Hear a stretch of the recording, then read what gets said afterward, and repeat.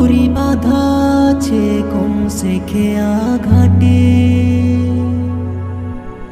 কোন মসজিদে এলান হবে সোয়াবে শেষ খাটে।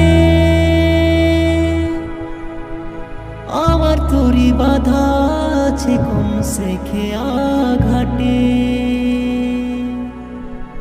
কোন মসজিদে এলান হবে সোয়াবে শেষ খাটে। কখন কোথায় করবে দাফন আমাকে সজন, জানাজার পড়েছি নামাজ,